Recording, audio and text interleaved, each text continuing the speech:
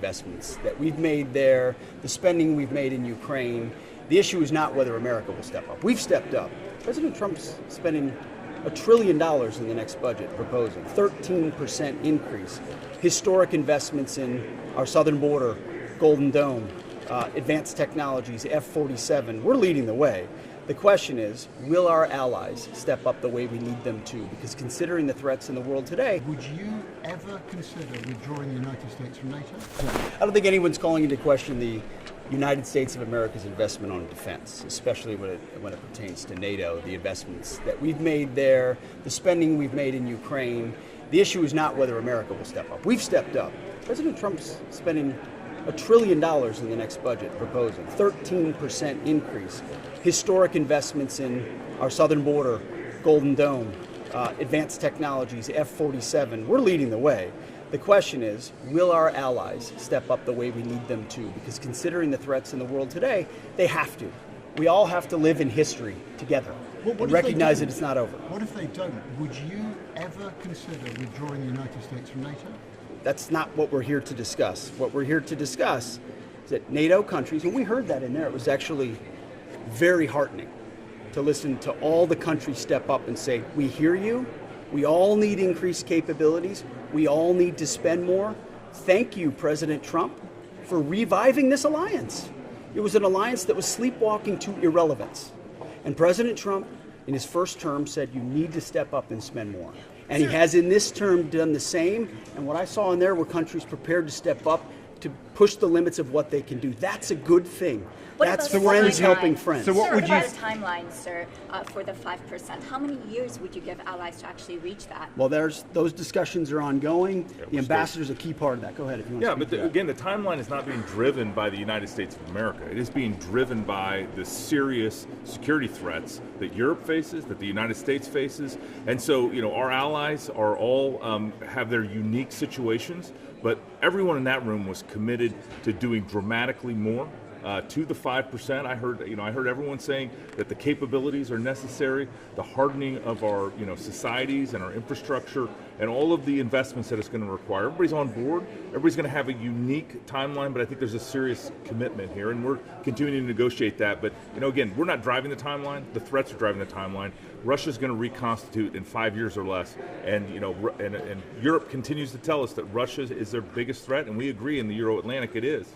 And so we need to make sure everybody's investing. Can you tell us about, sir, American troops and American military personnel in Europe? I think you suggested that there would be a decision about the level of forces you maintain because you're facing threats elsewhere, sir. Can you tell us, what your thinking is about US, I think 100,000 military personnel at the moment in Europe? Well, it would only be responsible for the United States to continually assess our force posture, which is precisely what we've done. We have an interim defense strategy that clearly specifies we're going to defend our southern border and close it, unlike the previous administration that let 21 million people invade our country. And we're going to get 100% operational control of that. We're going to make sure we shift properly to the Indo-Pacific and reestablish deterrence there. And then we're going to increase burden sharing across the world. America can't be everywhere all the time, nor should we be. And so there are reasons why we have troops in certain places, and we respect and understand that. It's also prudent that we review that force posture in real time alongside our allies and partners to make sure it's right size. So I don't want to get ahead of the president's decision on that, but we're reviewing everything. And I think our allies' commitment and willingness to spend more means a lot, to your point. You can talk, I heard a few countries talk about capabilities and the importance of capabilities, and then hedge a little bit on how much more we spend. Unfortunately, you got to spend to have hard power, oftentimes. You can't really have enough, both. Sir? Is 3% enough? Each country's going to make that determination, but this alliance, we believe, in a matter of weeks, will be committing to 5%. 3.5% in hard military and 1.5% in infrastructure and defense-related activities. That combination constitutes a real commitment, and we think every country can step up. What about aid to Ukraine? Does the US want Zelensky to be at the summit in The Hague? And by skipping all the events related to Ukraine at this NATO meeting, are you sending a message that the US no longer supports Ukraine? Well, I believe you're right. I'm at all the meetings, yes. We've been at that meeting, and we, at the beginning of this administration, I think you just insulted me, though, I saying think that I'm not the United States. I think you did. We're definitely at that meeting. and made a contribution. And from the beginning of this administration, worked with our British and German counterparts for them to take the lead of that contact group, which they've done, and I appreciate that. I just want to take a moment. It is worth taking a moment to note the historic nature of what just occurred in there, which is not an end state. There's still more to go. But considering 2% was the goal that President Trump set out in his first term, President Trump said other countries need to carry the burden, pay the fair share, and a lot of people thought that was impossible. It couldn't happen.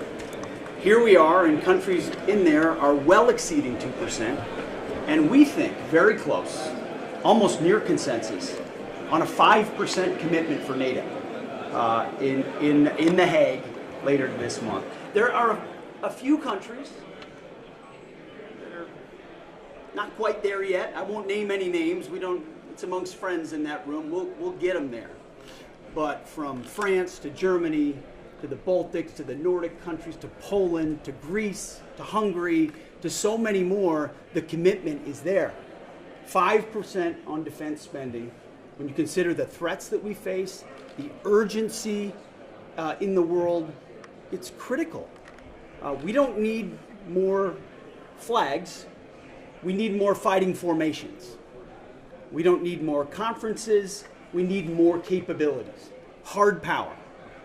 That's why President Trump is committed to spending $1 trillion in our own defense budget. We're standing in that room looking out at all the other countries saying we're spending 13% more on our defense inside our formations, in real capabilities.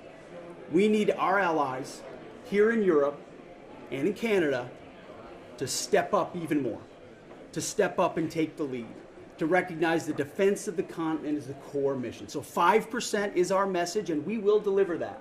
President Trump at The Hague, at the summit, it's been his commitment, and I believe our allies will step up and do that for real capabilities, and that Europe returns to its core function, defense of the continent, and burden sharing being central to that.